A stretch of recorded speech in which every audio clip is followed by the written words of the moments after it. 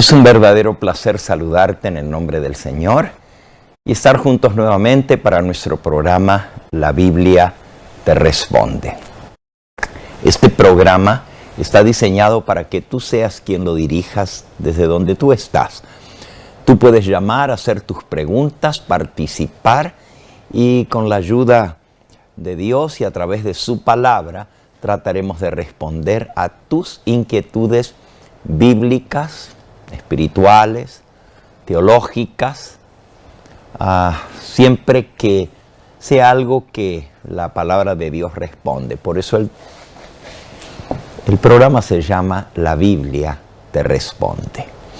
Bien, estamos listos el día de hoy para dar inicio, no sin antes pedir la dirección del Espíritu Santo con nosotros en esta tarde. Te invito a que tomes un momentito para entrar en comunión con Dios junto con nosotros, donde quiera que tú estés. Oremos juntos.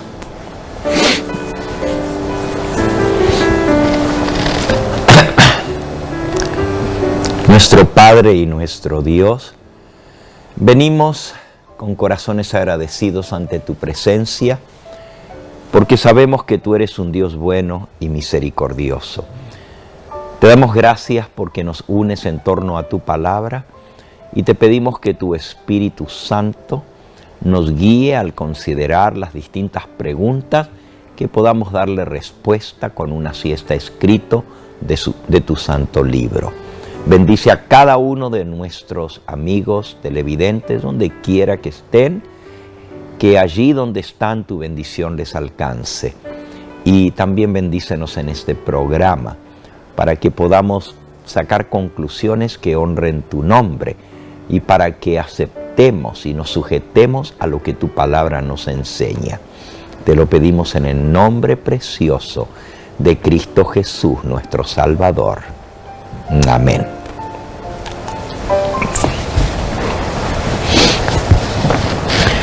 Muy bien, vamos a iniciar con algunas preguntas que quedaron pendientes desde nuestra última programación.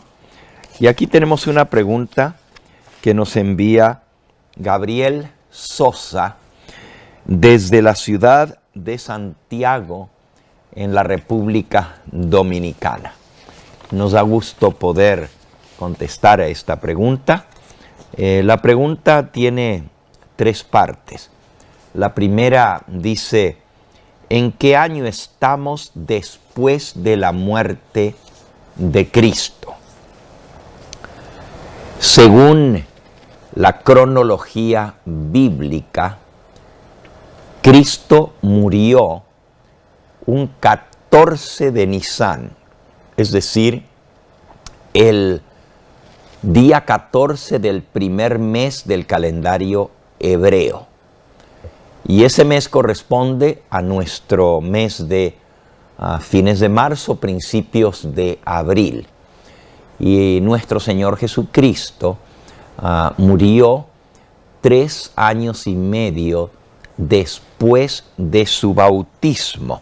Y el bautismo de nuestro Señor Jesucristo, el inicio de su ministerio público, la Biblia nos da la fecha.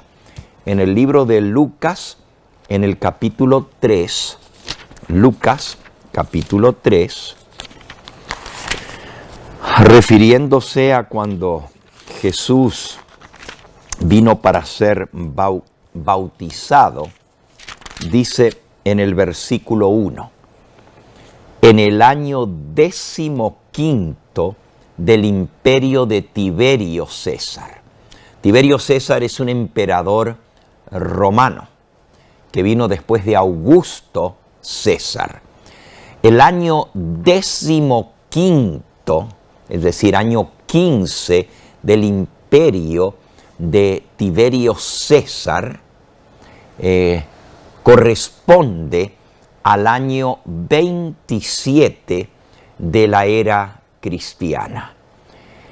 Y justamente menciona allí algunas otras personas o personas del gobierno que estaban de gobernador de Judea, Poncio Pilato, Herodes, tetrarca de Galilea, y su hermano Felipe, tetrarca de Iturea, etc. Y Lisanias, tetrarca de Abilinia. Todo esto la historia nos confirma, y esto corresponde al año 27, el año 15 de Tiberio César. Y allí fue donde Cristo vino para ser bautizado. Eso dice en el versículo 3, y fue por toda la región contigua al Jordán, predicando el bautismo del arrepentimiento. Y aconteció que cuando todo el pueblo se bautizaba, versículo 21, cuando todo el pueblo se bautizaba, también Jesús fue bautizado, y orando el cielo se abrió. Así que Cristo fue bautizado por Juan el Bautista en el año 27 de la era cristiana, el año 15 del imperio de Tiberio César. Y según la profecía de Daniel, capítulo 9 y versículos 24 al 27, la muerte de Cristo iba a ser a la mitad de la semana profética de años, es decir, después de su bautismo 3 años y medio más tarde. Así que, hermano Gabriel, si sacamos la cuenta desde el año 15 de Tiberio César y contamos 3 años y medio del año 27, nos lleva al año 31. Jesús fue bautizado en el otoño del año 27 y murió en la cruz del Calvario en la primavera del año 31, es decir, 3 años y medio, 42 meses más tarde, después de su inicio en su ministerio público. Y tu pregunta, Gabriel, era ¿en qué año estamos después de la muerte de Cristo? Si al año 31 le sumamos 2000 años, nos llevaría al año 2031. Y estamos en el 2022. Quiere decir que faltan 9 años para que se cumplan 2000 años desde la muerte de Cristo. Para ser exactos, estamos, ya que tu pregunta es, ¿en qué año estamos después de la muerte de Cristo? Han pasado desde que Cristo murió en Palestina 1991 años desde la muerte de Cristo, y faltan 9 años para que se cumplan los 2000 años de su muerte. Espero que esto haya respondido a tu primera pregunta, Gabriel. La segunda ¿es la edad de Adán 999 años? Está cerca, pero no es exactamente esa. El hombre que más vivió se llamó Matusalem, y Matusalem vivió 969 años. Nadie llegó a vivir de los patriarcas antediluvianos, que eran los que más años vivían, nadie alcanzó a los 999 años. Adán, la Biblia dice que vivió 930 años. Esto lo podemos leer en Génesis capítulo 5 y en el versículo 5. Génesis 5:5. Y fueron todos los días que vivió Adán 930 años y murió. Así que Adán murió a los 930 años de edad. Tu tercera pregunta es, si recibimos profecía de parte de Dios y la voz que escuchamos viene desde el oriente o del este, ¿es lo mismo de lo que escuchaban los profetas? La palabra de Dios nos habla de que Dios da a su pueblo don de profecía. Pero para estar seguros que la voz que escuchamos viene de Dios, la palabra de Dios nos dice en Primera de Juan, capítulo 4 y versículo 1. Amados, no creáis a todo espíritu, sino probad los espíritus si son de Dios o no, porque muchos falsos profetas han salido por el mundo. Así que hay que poner a prueba si uno que dice ser profeta es profeta genuino de Dios o son profetas falsos. Y esto no lo determina de qué lugar viene la voz que escucha.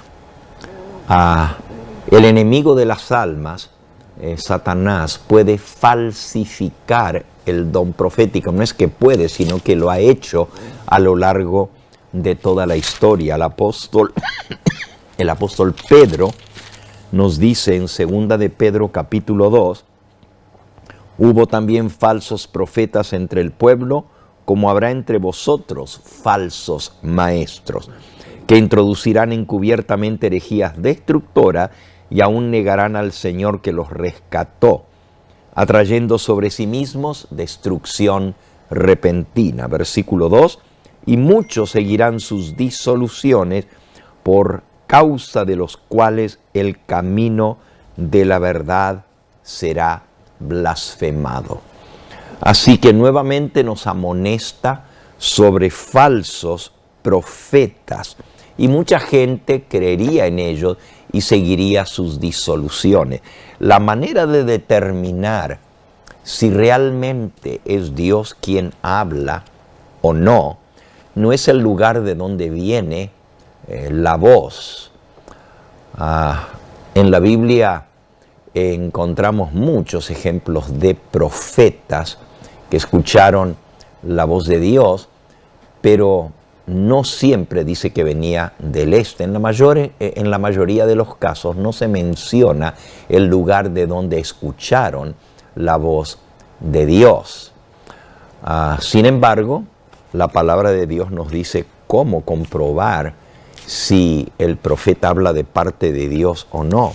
En el libro de Deuteronomio, en el capítulo 18, dice en el versículo 21, Deuteronomio 18, 21, y si dijeres en tu corazón, ¿cómo conoceremos la palabra que Jehová no ha hablado?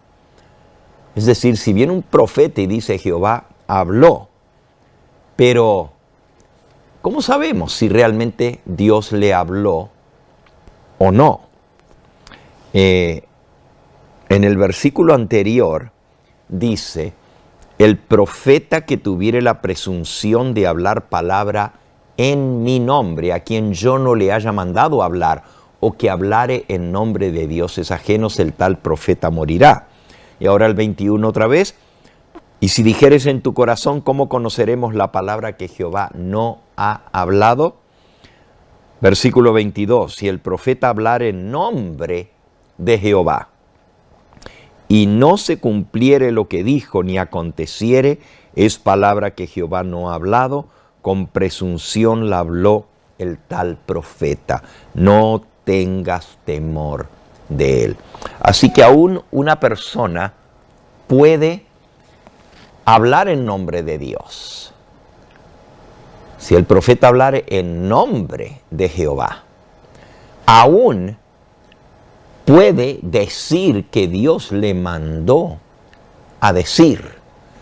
Jehová me mostró, Jehová me habló. Pero si no se cumple la palabra que profetiza, sabemos que Dios no habló a través de él. Esta es una de las pruebas, Gabriel, para saber si el don profético viene de parte de Dios o no. Hay muchas otras pruebas. Por ejemplo, encontramos otra en el libro de Isaías capítulo 8 y versículo 20. Isaías 8:20. Si leemos el versículo 19 primero, contrasta la voz que se oye con la voz del enemigo para que no seamos confundidos. Dice, y si os dijeren, preguntad a los encantadores y a los adivinos que susurran hablando. Responded, ¿no consultará el pueblo a su Dios? ¿Consultará a los muertos por los vivos? Y entonces la declaración categórica en el versículo 20, a la ley y al testimonio, si no dijeren conforme a esto, es porque no les ha amanecido. Y si no les ha amanecido, están todavía en tinieblas, en oscuridad. A la ley y al testimonio. Es decir, cuando un profeta habla, no puede venir esa información de parte de una fuente equivocada, como son adivinos, como son psíquicos. Acabamos de leer en el versículo 19 a los videntes o a los que dicen hablar de parte de Dios. Fíjense, si os dijeren, preguntad a los encantadores, esos son los psíquicos, y a los adivinos que susurran hablando, no importa cómo hablen. Si un así llamado profeta consulta a lo que la palabra de Dios prohíbe, no puede tener nada que ver con encantamientos, con adivinación, con nada que venga del enemigo, porque allí sabemos que no viene de parte de Dios. Pero la prueba máxima está en el versículo 20, a la ley y al testimonio. Si no hablaren conforme a esto, es porque no les ha amanecido. Así que otra prueba para saber discernir la voz de Dios es que lo que Dios habla tiene que estar de acuerdo con lo que Él ha hablado anteriormente a través de los profetas. En realidad son muchas las pruebas de un verdadero profeta para saber si la voz viene de parte de Dios o no. Son más de 10 pruebas que nos da la Biblia para comprobar si realmente esa persona habla de parte de Dios o no. Y ninguna de esas pruebas que da la Biblia tiene que ver con el lugar de donde viene la voz. Es más bien, está de acuerdo con la palabra de Dios. Se cumple lo que ha prometido. Otra prueba que dio el Señor Jesucristo es: por sus frutos los conoceréis. Mateo capítulo 7, hablando de los falsos profetas, dice: por sus frutos los conoceréis. Una persona que no es consistente en su vida espiritual, que no tiene una correcta relación con Dios, Dios no va a hablarle a esa persona. Tiene que ser una persona que esté en comunión y en correcta relación con Él.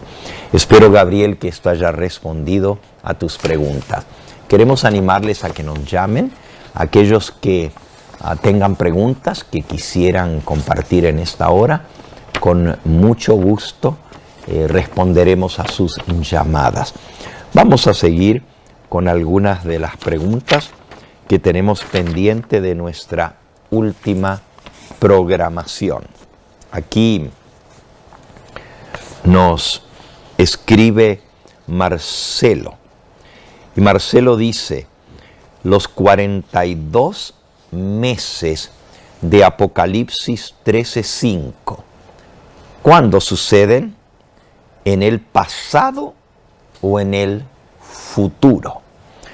Apocalipsis capítulo 13 es un capítulo profético para el tiempo del fin y nos habla acerca de un poder blasfemo que iba a surgir e iba a perseguir al pueblo de Dios. se le llama la bestia.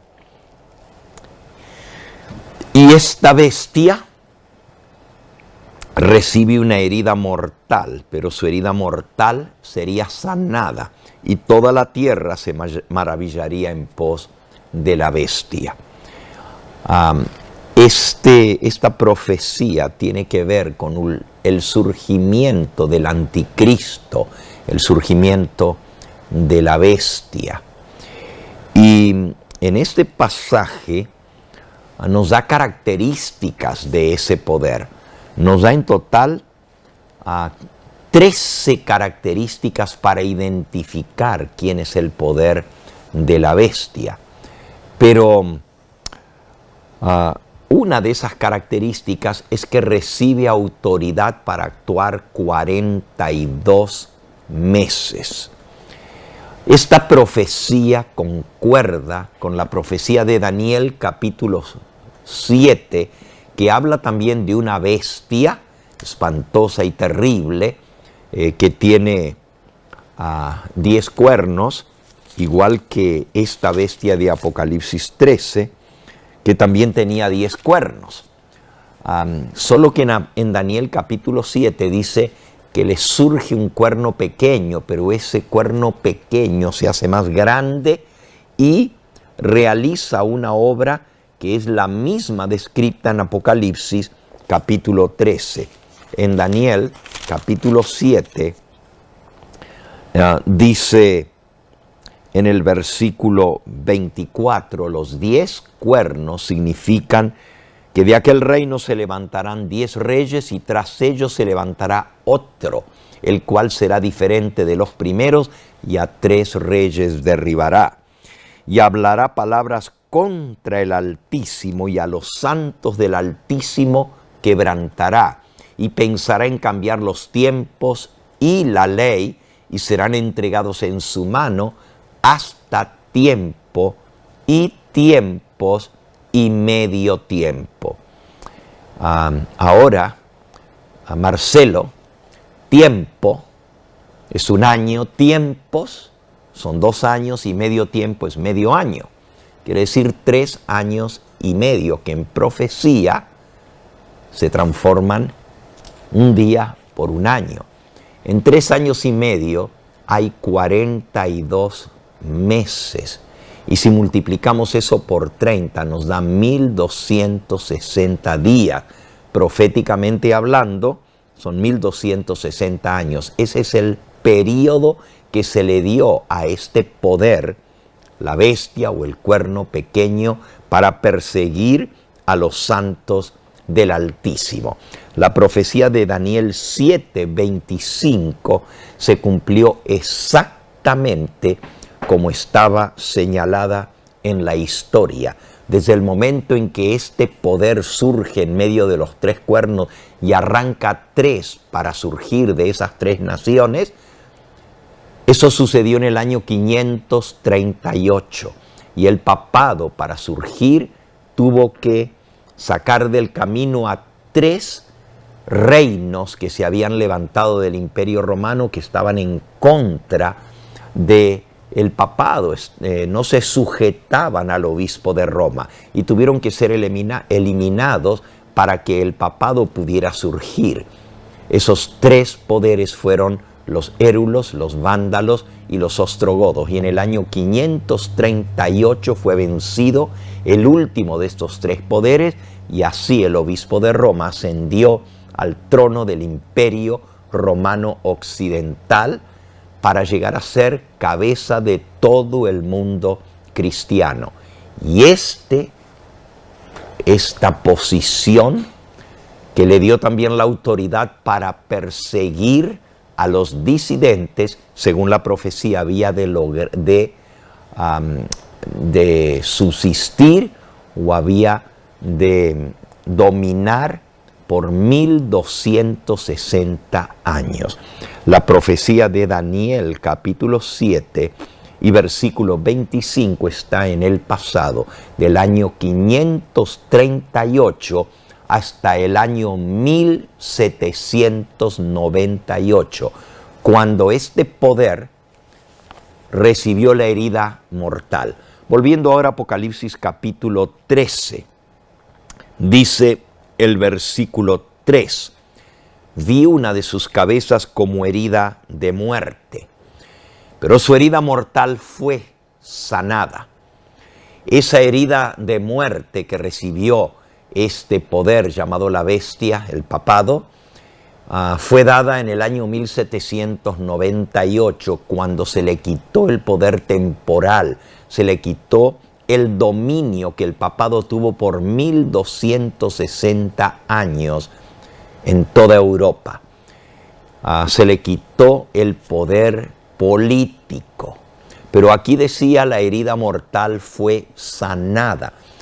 Así que según la profecía, ese poder iba a ser restaurado y se maravilló toda la tierra en pos de la bestia, es decir, siguieron a la bestia.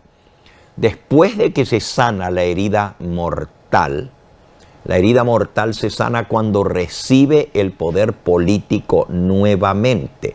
Son tres cosas que debe recibir para que la herida mortal esté sanada completamente. En el versículo 2 dice, el dragón le dio su poder y su trono y grande autoridad. Esas tres cosas tienen que ser restituidas a este poder después que se cura la herida mortal. El trono es el territorio sobre el cual gobierna, el territorio político, y eso le fue devuelto por el Tratado de Letrán en el año 1929, cuando se creó el Estado del Vaticano. Pero todavía le falta la autoridad para gobernar sobre el mundo entero. Si volvemos al versículo 3, dice, se maravilló toda la tierra en pos de la bestia, es decir, todos lo van a seguir. Versículo 4. Adoraron al dragón que había dado autoridad a la bestia y adoraron a la bestia diciendo, ¿quién como la bestia y quién podrá luchar contra ella? Versículo 5, también se le dio boca que hablaba grandes cosas y blasfemia, y se le dio autoridad para actuar 42 meses. Aquí aparece otra vez la misma cifra que ya vimos anteriormente, tiempo, tiempos y medio tiempo, o 42 meses. Pero en este contexto, esta autoridad para actuar, que Dios determina cuánto tiempo va a durar este poder, y fíjense que una de las cosas que hace es, versículo 7, se le permitió hacer guerra contra los santos y vencerlos, pero también se le dio autoridad sobre toda tribu, pueblo, lengua y nación. Es decir, cuando este poder, el papado, recupere el dominio perdido y vuelva a tener control, esta vez no va a ser solamente sobre las naciones de Europa. Esta vez se le va a dar autoridad sobre toda tribu, pueblo, lengua y nación. Es decir, va a ser un poder global. Y nuevamente, así como en el pasado, Dios le pone el límite del tiempo en que va a gobernar y a perseguir o a hacer guerra contra los santos del Altísimo. En el pasado fueron 1260 años, porque en profecía un día es un año. Pero en este lapso, que es la restitución del poder del papado en el tiempo del fin, es su segundo periodo de dominio. El primero fue sobre toda Europa por 42 meses proféticos, es decir, 1260 años. Pero el segundo periodo de dominancia, el segundo periodo de control, esta vez va a ser sobre toda tribu, pueblo, lengua y nación. Y dice el versículo 8, y la adoraron todos los moradores de la tierra, cuyos nombres no estaban escritos en el libro de la vida del Cordero, que fue inmolado desde el principio del mundo. Así que esta vez todos los moradores de la tierra van a adorar a la bestia. Va a ser un poder mundial, un poder global, y va a controlar o va a tener dominio sobre todos los moradores de la tierra, con excepción de aquellos cuyos nombres no están escritos en el libro de la vida. Tu pregunta, Marcelo, tiene que ver con si Apocalipsis 13:5 está en el pasado o está en el futuro, y la respuesta es: hubo un primer periodo de dominio papal que se cumplió desde el año 538 hasta el 1798. Y este periodo está en el pasado. Pero el contexto de esta profecía nos habla de que la herida mortal habría de ser sanada, y eso es lo que está sucediendo actualmente. Y cuando reciba el poder para gobernar sobre el mundo entero, nuevamente Dios le pone un límite, y esta vez van a ser 42 meses. Ahora, la intérprete inspirada de las profecías, Ellen White, nos dice que esta profecía va a tener otro cumplimiento. Déjame buscarte la cita aquí.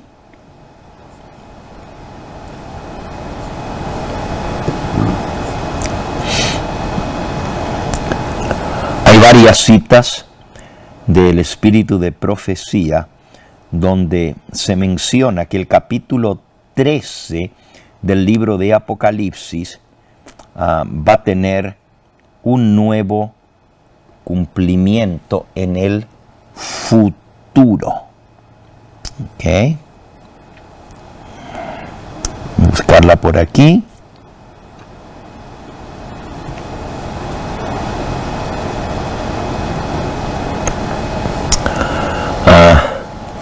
Leo en el libro La fe por la cual vivo, en la página 330. Dice: los Estados Unidos es el poder representado por la segunda bestia. Eso está en Apocalipsis 13, un poquito más abajo, desde el versículo 11 en adelante. Los Estados Unidos es el poder representado por la bestia con cuernos como de cordero. Y esta profecía será cumplida cuando los Estados Unidos implemente la observancia del domingo por ley, el cual Roma reclama como reconocimiento especial de su supremacía. Y la profecía predice la restauración de su poder, lo que acabamos de hablar, de estudiar. La profecía predice que ese poder le va a ser restaurado. Y entonces Ellen White cita lo que acabamos de leer. Vi una de sus cabezas como herida de muerte, pero su herida mortal fue sanada, y toda la tierra se maravilló y siguió en pos de la bestia. Y adoraron al dragón, que había dado autoridad a la bestia, y adoraron a la bestia diciendo: ¿quién como la bestia y quién podrá luchar contra ella? También se le dio boca que hablaba grandes cosas y blasfemias, y se le dio autoridad para actuar 42 meses, y se le permitió hacer guerra contra los santos y vencerlos. También se le dio autoridad sobre toda tribu, pueblo, lengua y nación. Y la adoraron todos los moradores de la tierra cuyos nombres no estaban escritos en el libro de la vida del Cordero, que fue inmolado desde la fundación del mundo. Ellen White pone esta profecía junto con la segunda bestia, los Estados Unidos, que se va a cumplir con la proclamación de la ley dominical. Y en manuscrito 88 de 1897, ella agrega: el capítulo 13 entero de Apocalipsis es una revelación de lo que seguramente ocurrirá en el futuro. Nuevamente, en el volumen 19 de manuscritos inéditos. El manuscrito 153 dice así: en los últimos días, Satanás se aparecerá como un ángel de luz, con gran poder y gloria celestial, y declarará ser el Señor de toda la tierra.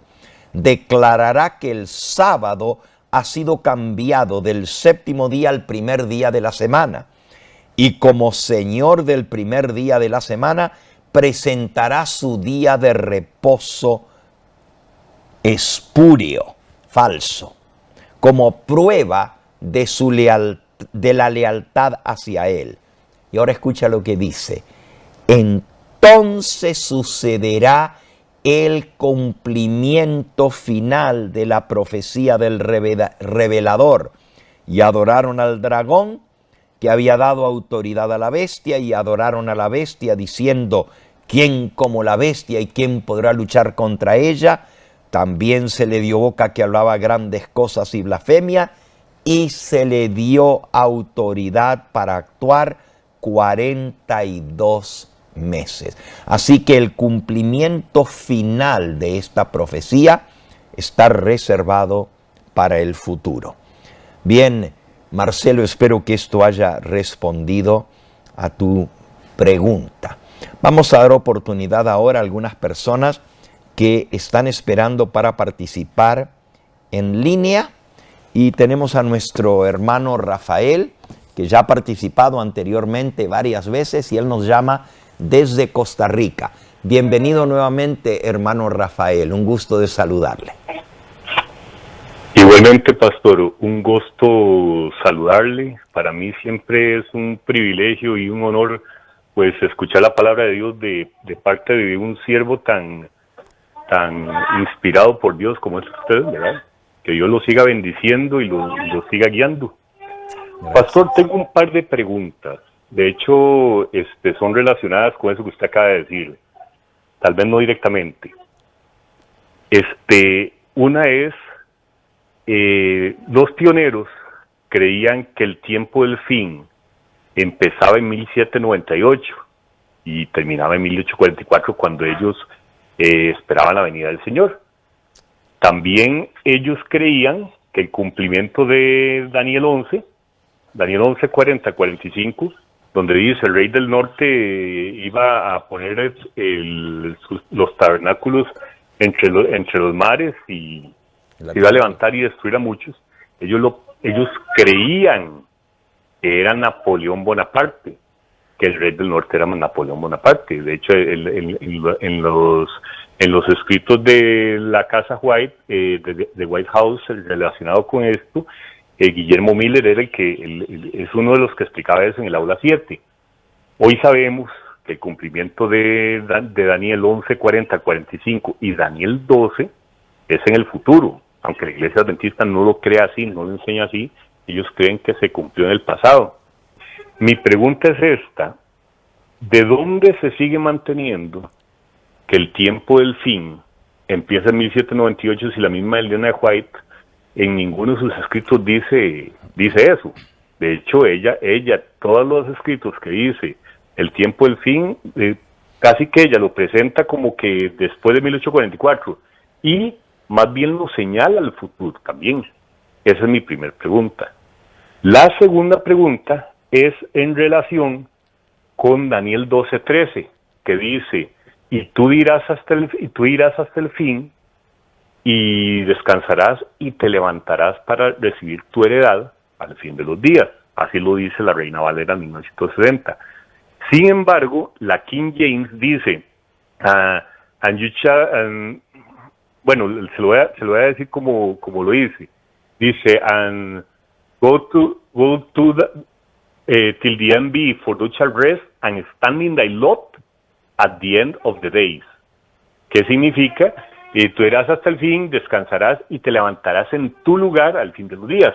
Elena White explica que ese levantarás en tu lugar va a tener dos cumplimientos. Uno, cuando Daniel se levantó, cuando se predicó el mensaje del primer ángel, se predicó y Daniel se levantó y dio su testimonio, digámoslo así, sus escritos. Elena White lo explica en varias citas, en Testimonios para los Ministros, capítulo 3, dice Daniel se levantó en su lugar cuando fue predicado el mensaje del primer ángel. Ese fue una.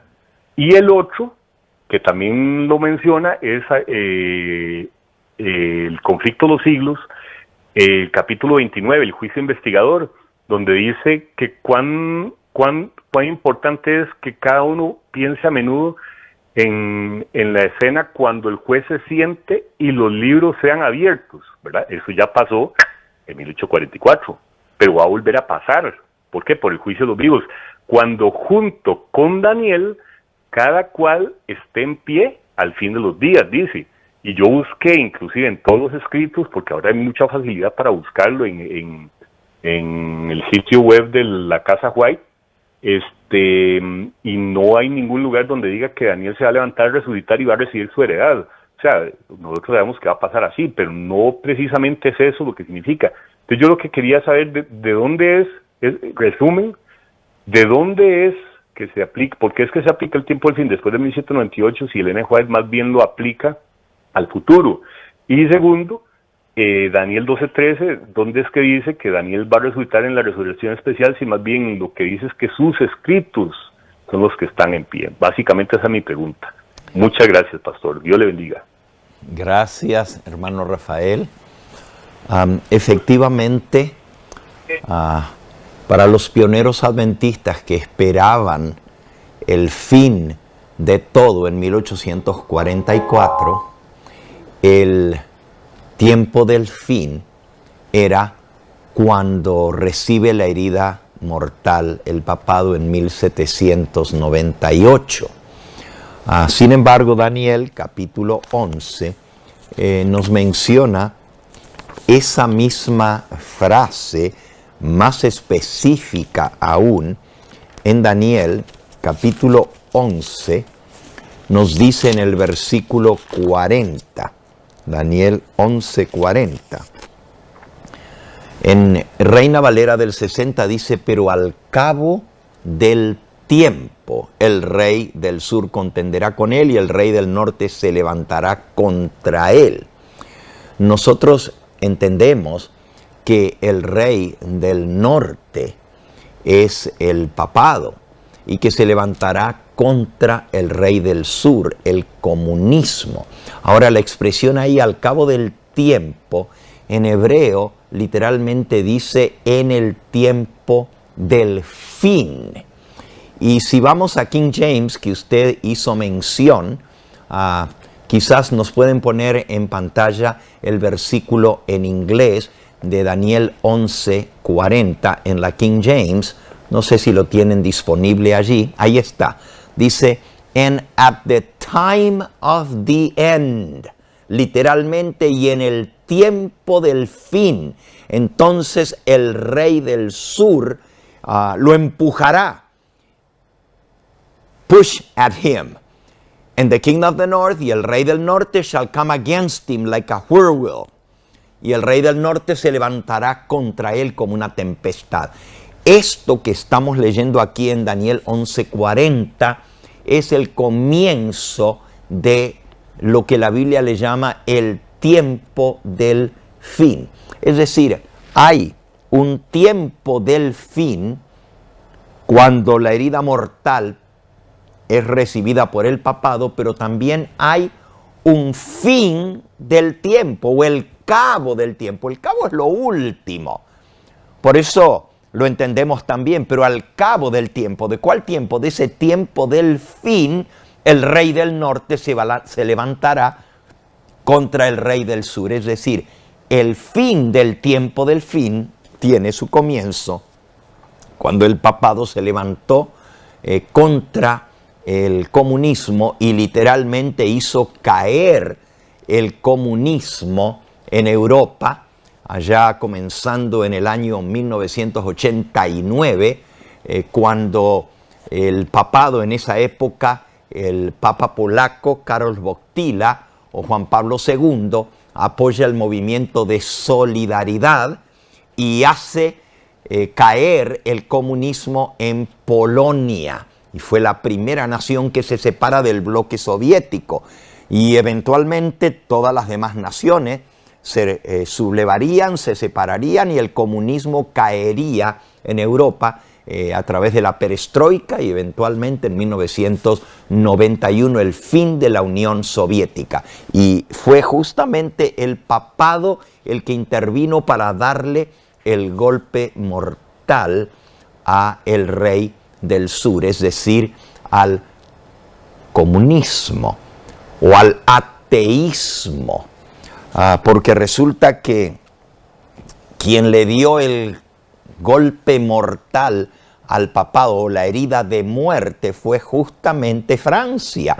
Y en Francia surge el ateísmo, la Revolución Francesa, y todo eso está explicado en el conflicto de los siglos, cómo se hizo a un lado a Dios y se puso en su lugar a la diosa de la razón. Y el origen de la negación de Dios, el ateísmo y la soberbia comienza en Francia y se encarna en la revolución bolchevique, haciendo a un lado a Dios y poniendo al hombre en lugar de Dios. Y así esa teoría se esparce por Europa, la teoría del ateísmo, especialmente encarnada en un imperio como es el Imperio Soviético. Y así el rey del sur, pues lo entendemos como el ateísmo o el comunismo ateo. Y ese golpe mortal, fíjense qué interesante, ¿verdad? Porque fue Francia quien le da la herida mortal al papado, pero al papado no se le olvida. Y ahora, en el fin del tiempo del fin, se levanta para darle el golpe mortal a el comunismo ateo, es decir, a devolverle la herida que le había dado, y así se levanta contra él. Nosotros, los que entendemos escatológicamente, tal como lo enseña el espíritu de profecía, vemos en los eventos relacionados con la caída del comunismo por intervención del Papa Juan Pablo II, unido con el presidente de los Estados Unidos, Ronald Reagan, que hacen la famosa Alianza Santa para hacer caer el comunismo en Europa. Vemos el cumplimiento de esa profecía y el comienzo del fin del tiempo del fin. ¿Ok? Esa es su primera pregunta. Espero que esto haya ayudado a entender un poquito más los términos tiempo del fin y fin del tiempo. ¿Ok? Fin del tiempo del fin. La segunda pregunta tenía que ver con el levantarse del profeta Daniel. Y es cierto que Daniel se levanta y toma su lugar en el tiempo del fin desde que la profecía relacionada con los tiempos de Daniel es entendida con el mensaje del primer ángel, la hora del juicio de Dios, la profecía de los 2300 días y las demás profecías del libro de Daniel son entendidas. Y ahora Daniel se levanta, se coloca en su lugar, porque ese era el librito que estaba cerrado, pero que el ángel vio, el librito en la mano del ángel que estaba abierto. Todo eso está en Apocalipsis capítulo 10. Si Daniel se levanta en su lote o en su lugar en el tiempo del fin para hacer la proclama, y esto es en forma simbólica, los escritos del libro de Daniel. Pero al entender Daniel capítulo 12 en forma literal, con lo que implica esto de los 1290 y los 1335, la pregunta, hermano Rafael, es ¿de dónde sacamos que Daniel va a resucitar? Bueno, esto lo encontramos en Daniel capítulo 12. En Daniel capítulo 12 se mencionan tres periodos de tiempo. El primero es tiempo, tiempos y medio tiempo en el versículo 7, y es el tiempo que durará la dispersión del pueblo santo en el segundo periodo de dominio del papado o el rey del norte en este caso. El segundo periodo profético está en el versículo 11, donde dice: y desde el tiempo en que se ha quitado el continuo para colocar en su lugar la abominación desoladora, habrá 1290 días. Y luego el versículo 12 dice: bienaventurado el que espere y llegue a 1335 días.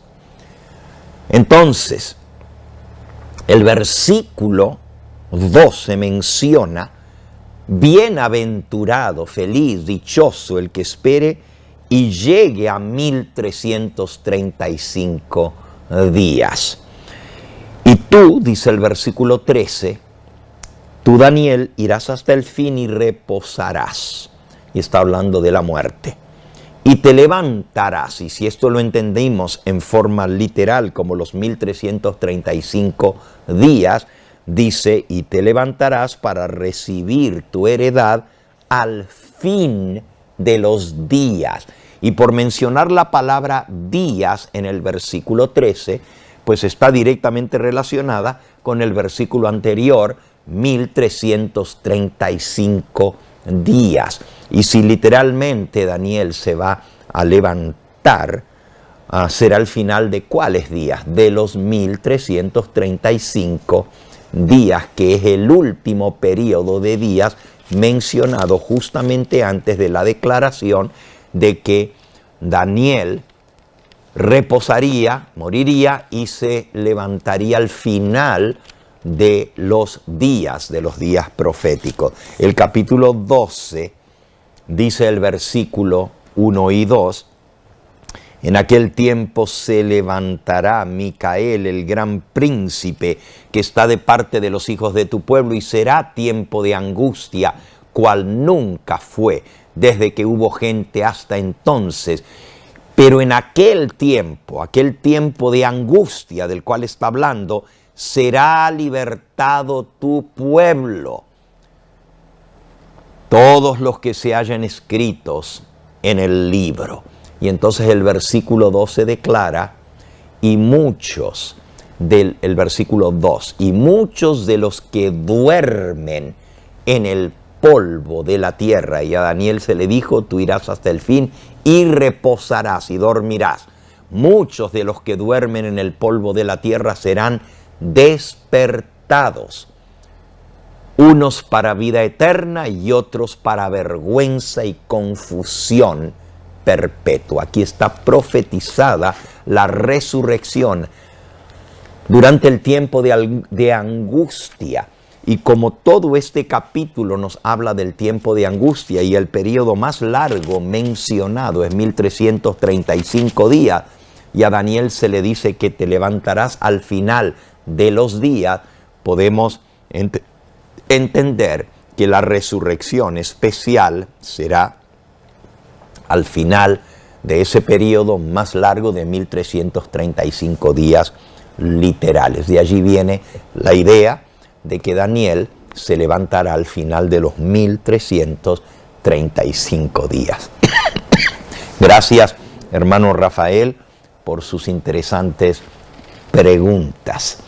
Vamos a dar oportunidad ahora a nuestra hermana Carolina, que nos llama desde Tapachula, Chiapas. Bienvenida, hermana Carolina, un gusto de saludarle.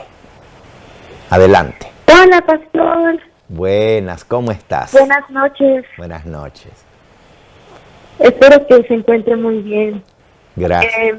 Primero, pastor, me gustaría darle gracias porque hace 2 años, hace un poco más, como 3 años, empezamos a escuchar sus predicaciones por la radio del Tercer Ángel aquí en Chiapas. Entonces, todo un año estuve escuchándolo, Y luego busqué una iglesia adventista cuando yo estaba estudiando en Puebla, carrera. Y justamente hace 2 años, 2 meses antes de la pandemia, tomé la decisión de un bautizo. Amén.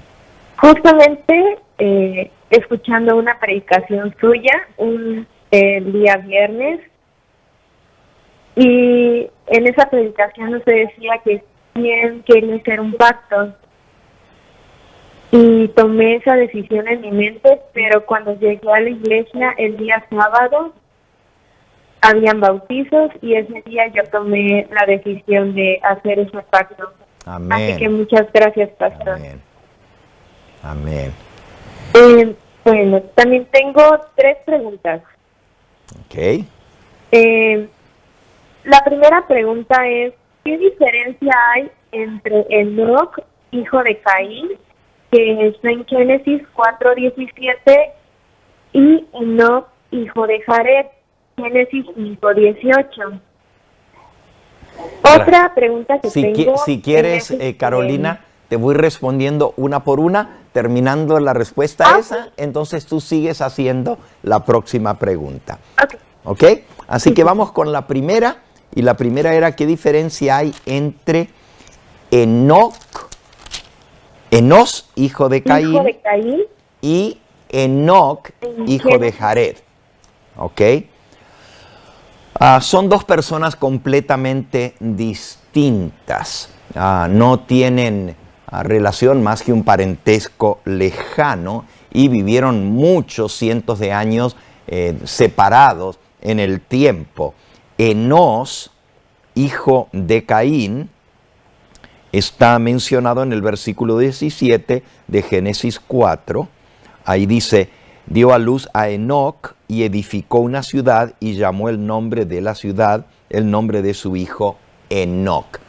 Enoc, este es el hijo de Caín. Así como nosotros repetimos los nombres a veces en nuestras familias, en este caso, siglos más tarde, Jared, que es el padre de Enoc, el profeta Enoc, el séptimo desde Adán, utiliza el mismo nombre para darle a su hijo, pero Enoc, hijo de Jared, que es el papá de Matusalem, aparece 1000 años más tarde en la historia, más de 1000 años, o casi 1000 años más tarde, ya que Enoc fue el papá de Matusalem, y Matusalem vivió 969 años hasta el diluvio. Y la diferencia entre el primer Enoc, el hijo de Caín, es que Enoc siguió el camino de su padre en rebeldía contra Dios. Ese Enoc podríamos llamarle el Enoc rebelde, porque nos dice en Génesis capítulo 4 y versículo 14 que Caín le dijo a Jehová, versículo 13, Génesis 4:13. Y dijo Caín a Jehová, grande es mi castigo para ser soportado. Él creyó que Dios era injusto con el castigo que le estaba dando y no quiso aceptar el castigo que venía de parte de Dios. Y entonces dice en el versículo 14, y aquí me echas hoy de la tierra y de tu presencia me esconderé. Así que Caín tomó la decisión de apartarse de la presencia de Dios, esconderse de su presencia. Y tal cual desobedece a Dios, forma la primera ciudad cuando Dios les había dicho que se esparciesen, llenasen la tierra. Él amontona a la gente en un lugar, funda la primera ciudad y le da el nombre de su primer hijo, Enoc. Ese Enoc podríamos llamarle de la descendencia de Caín, sigue el camino de su padre en rebeldía contra Dios. A diferencia de este Enoc, el Enoc que va a aparecer 1000 años más tarde en la historia, hijo de Jared y padre de Matusalem, este Enoc es profeta. de Dios, y este es el Enoc que fue llevado vivo al cielo sin ver la muerte, tal como lo dice Génesis 5, 24, caminó pues Enoc con Dios y desapareció porque lo llevó Dios. Y hablando de este Enoc, el profeta Judas lo menciona un poquito antes de Apocalipsis, dice en el versículo 14, de estos también profetizó Enoc, séptimo desde Adán, diciendo: he aquí que viene el Señor con sus santas decenas de millares. Este Enoc fue profeta y es el séptimo desde Adán, mientras que el Enoc, hijo de Caín, sería tercera generación de Adán. Primera generación Adán, segunda Caín y tercera Enoc. En este caso, este Enoc, hijo de Jared, es séptima generación desde Adán, porque podemos contar Adán, Set, Enos, Cainán, Mahalael, Jared y Enoc, que es el séptimo desde Adán. Así que allí ves la diferencia entre el uno y el otro. Adelante, Carolina, con tu próxima pregunta. Muchas gracias, pastor. Otra pregunta es, ¿cuáles son los tipos de carácter según las puertas que va a haber en el cielo? Gracias, muy interesante tu pregunta. La Biblia nos menciona en el libro de Apocalipsis que hay 144,000 sellados de todas las tribus de los hijos de Israel. Y esto lo encontramos en Apocalipsis capítulo 7. Dice el versículo 4, oí el número de los sellados, 144,000 sellados de todas las tribus de los hijos de Israel. Este es el Israel espiritual. Y entonces, como dice y sigue mencionando, los 12,000 sellados de cada tribu, dice el versículo 5, de la tribu de Judá, 12,000 sellados, de la tribu de Rubén, 12,000 sellados, de la tribu de Gad, 12,000 sellados. Y así sigue mencionando todas las demás tribus, mencionando un total de 12 tribus. Entendemos que los 144,000 son sellados en el tiempo del fin y no son judíos literales, sino que son judíos espirituales. Y por eso el sellamiento tampoco es literal en la frente, sino que es un convencimiento de la verdad y es una transformación del carácter. Por eso en Apocalipsis capítulo 14, mencionando ese mismo grupo de los 144,000 sellados, dice en el versículo 1, después miré y aquí el Cordero estaba en pie sobre el monte de Sión y con él 144,000 que tenían el nombre de él y de su padre escrito en la frente. Dice el versículo 3, y cantaban un cántico nuevo delante del trono y delante de los 4 seres vivientes y de los ancianos, y nadie podía aprender aquel cántico sino aquellos 144,000 que fueron redimidos de entre los de la tierra. Versículo 4, estos son los que no se contaminaron con mujeres, pues son vírgenes. Estos son los que siguen al Cordero por doquiera que va. Estos fueron redimidos de entre los hombres como primicias para Dios y para el Cordero, y en sus bocas no fue hallada mentira. Versículo 5, pues son sin mancha delante del trono de Dios. Aquí se describe a estos 144,000 sellados como sin mancha, es decir, sin defecto alguno, sin defecto de carácter. Por eso, cuando leemos que son sellados por tribus, entendemos que tiene que ver con los caracteres de cada una de las personas que van a componer los 12 grupos de redimidos y seremos sellados por tribu. No son las tribus literales de Israel, de los judíos literales, sino que tiene que ver con los caracteres. Este es un estudio sumamente interesante y muy amplio. A lo largo de toda la Biblia podemos estudiar los caracteres o las características de esas 12 tribus. Hay una profecía que dio el anciano Jacob en su lecho de muerte en el capítulo 49 del libro de Génesis. Y allí en esa profecía se menciona a los 12 hijos de Jacob, de los cuales surgieron las 12 tribus de Israel, y describe sus caracteres. Y al leer esa profecía, que por cierto comienza diciendo en Génesis 49, versículo 1, llamó a Jacob a sus hijos y dijo: juntaos y os declararé lo que ha de acontecer en los días venideros. O como dice Reina Valera Antigua, os declararé lo que ha de acontecer en los postreros días, es decir, en los días finales. Y justamente aquí viene la descripción de cada uno de los nombres de los 12 hijos de Jacob y describe sus caracteres. Aquí menciona sus virtudes, pero también menciona sus defectos de carácter. Y los 144,000 habrán vencido en todo, porque son sin mancha delante del trono.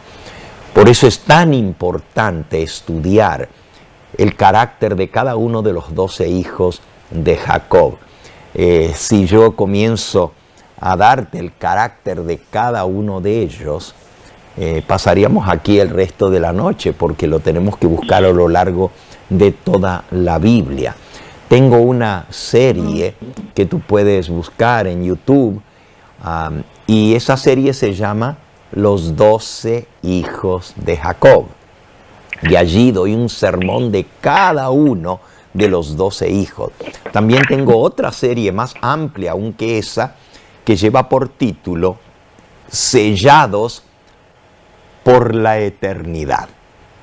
Y esa serie consta de 36 sermones en los cuales se estudia el carácter de las 12 tribus.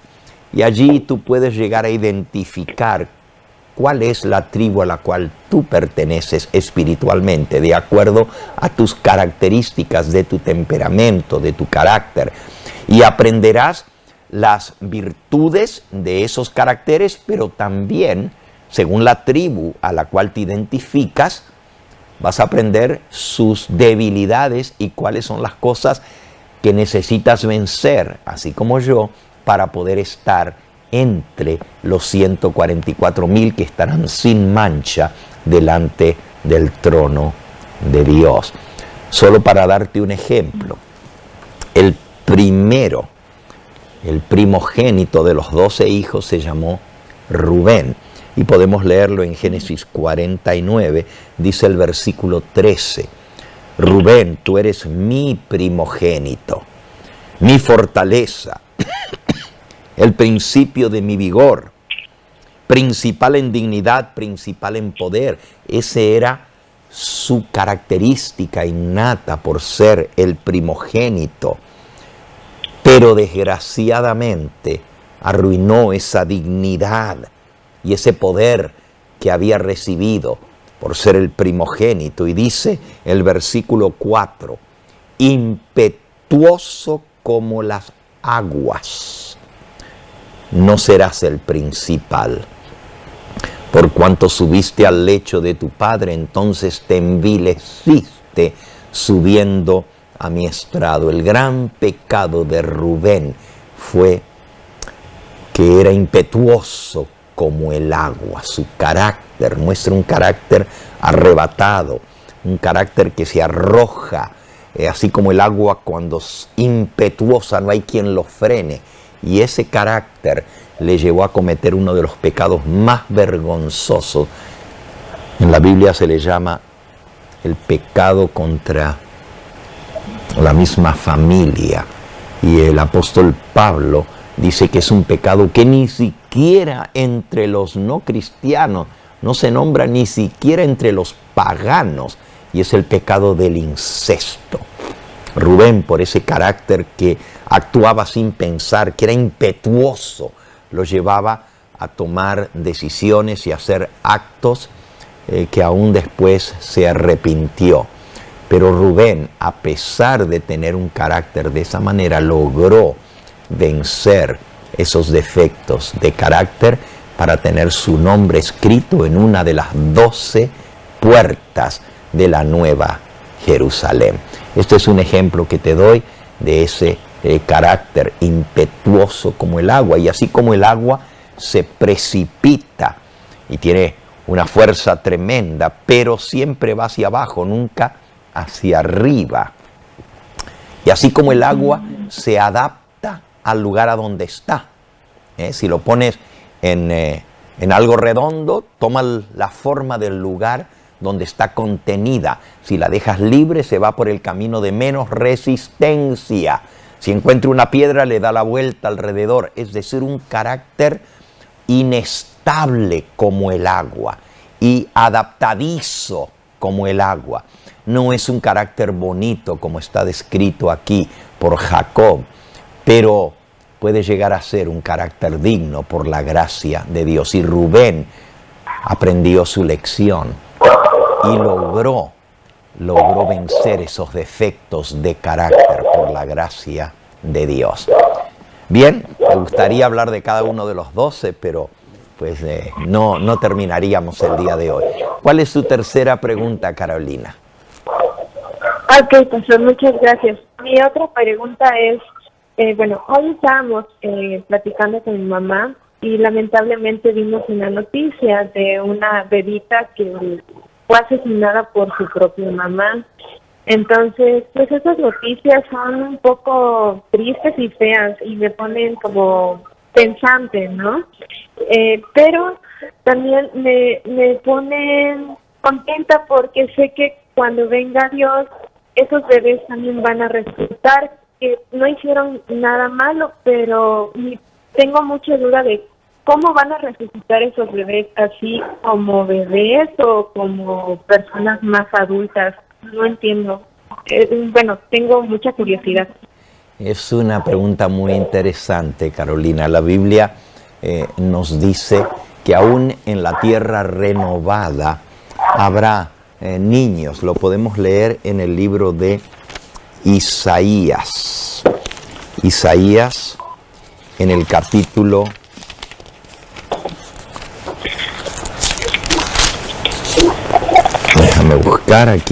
65. Isaías 65 dice, versículo 17, porque he aquí que yo crearé nuevos cielos y nueva tierra, y de lo primero no habrá más memoria, ni más vendrá el pensamiento.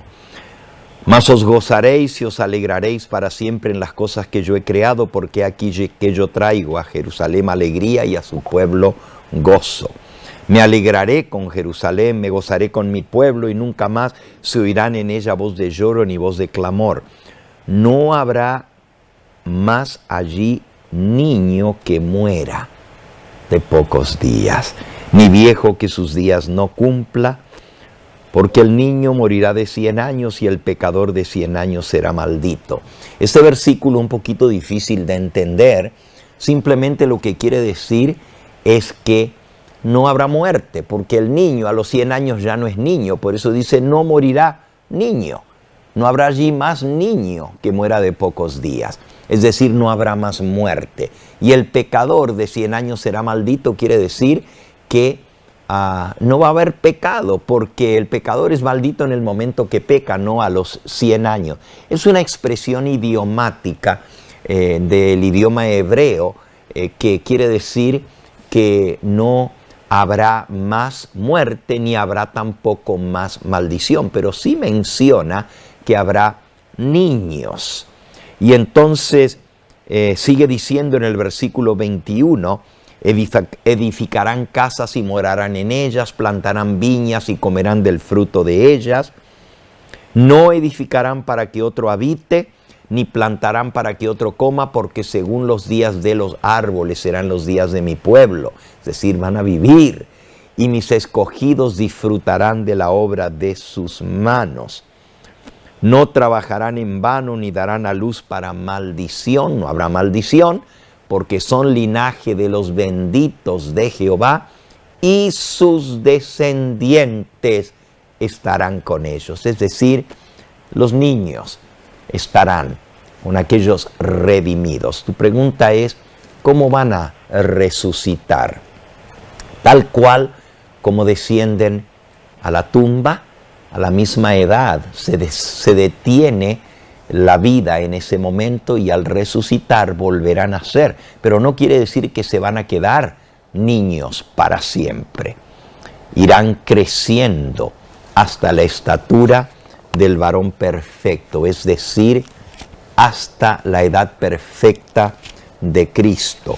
Esto nos lo dice el libro de Efesios, en el capítulo 4, dice el versículo 13, hasta que todos lleguemos a la unidad de la fe y del conocimiento del Hijo de Dios, a un varón perfecto, a la medida de la estatura de la plenitud de Cristo. Así que seguiremos creciendo y llegaremos a la medida de la estatura de Cristo, un varón perfecto. Y aquí no está hablando de estatura física, sino de la madurez espiritual a la cual llegaremos. Es decir, los niños. Y por cierto, Ellen White habla de esto. Dice que ella vio como los ángeles recogían a los niños que habían muerto y los llevaban en brazos de sus padres, que los recibían con gozo. Pero también ella vio a niños cuyos padres no estaban allí. Puede ser que este sea el caso de esta madre que desgraciadamente le quitó la vida a su niña. A menos que ella se arrepienta, no estará entre los redimidos. Y si algún niño inocente que perdió su vida siendo niño, al resucitar, sus padres no están entre los redimidos, Ellen White vio que los ángeles llevaban a los niños en sus brazos y los entregaban a sus padres, pero en los casos donde no había una madre para recibir a ese niño o a esa niña, Elena de White vio que los ángeles los llevaban en brazos a otro hogar que no tuvo la dicha de tener niños en esta tierra, y ahora Dios les da la dicha y el privilegio de criar a esos niños inocentes que han resucitado entre los redimidos. Qué hermoso es saber que ninguno es pasado por alto en el plan de Dios. Muchísimas gracias, Carolina, por tu participación. Me dio tanta alegría saber de ti, saber que estuvimos juntos allá en Puebla hace casi 3 años atrás, y que tú tomaste la decisión de seguir el camino de Cristo. Mantente en ese camino fiel al Señor, y un día tendrás el privilegio de ver las cosas de las cuales nosotros hoy leímos en la palabra de Dios, las verás con tus propios ojos. Y qué hermoso será ver a nuestros seres amados, estar con ellos para siempre. Por eso tenemos que trabajar en favor de la salvación de toda nuestra familia, de todos aquellos que el Señor nos da el privilegio de contactarnos en este mundo para llevarlos al conocimiento de Cristo Jesús. Bien, nuestro tiempo se ha acabado en el día de hoy. Ha sido un gozo, ha sido un privilegio compartir con todos ustedes, contestar a estas preguntas, estas interrogantes tan interesantes que cada uno de nosotros nos interesa y que ustedes tuvieron a bien presentarnos. para poder estudiar y escudriñar la palabra de nuestro Dios. Este fue tu programa, La Biblia te responde, y lo transmitimos en vivo cada miércoles de 5:30 o 6 de la tarde hasta alrededor de esta hora, las 7, 7:30 en tiempo de California. Yo sé que para Carolina, allá en Tapachula, pues son 2 horas más adelante, así que ya son más de las 9 de la noche. Me despido de todos ustedes, será un privilegio volverlos a tener con nosotros el próximo miércoles nuevamente, y para aquellos que están en la zona de Los Ángeles, les invito a que nos acompañen este próximo sábado. Por la mañana estaré en la iglesia de Southgate, la iglesia que estoy encargado de pastorear en este momento, y por la tarde todos los oficiales de iglesia, todos los dirigentes de todas nuestras iglesias del sur de California, el Evangelio Eterno tiene 27 iglesias en esta zona del sur de California. Nos encontraremos en un encuentro de entrenamiento de oficiales de iglesia en la iglesia de Fullerton. Y les invitamos a todos a que no falte ninguno de aquellos que tienen algún compromiso para servir al Señor durante el año 2022. Recibirán la instrucción necesaria para poder desempeñar su cargo. También este sábado daremos un informe de nuestro ministerio, el informe completo del año 2021 que acaba de terminar. Daremos un informe en todos los sentidos de la palabra, el crecimiento del ministerio, las bendiciones de Dios, las nuevas iglesias que se han abierto, y también un informe financiero completo de todas las entradas y gastos del ministerio, que lo hacemos en forma transparente y pública para que todos sepan cómo se utilizan los fondos que Dios pone en nuestras manos para predicar este evangelio. Que el Señor les bendiga y les guarde.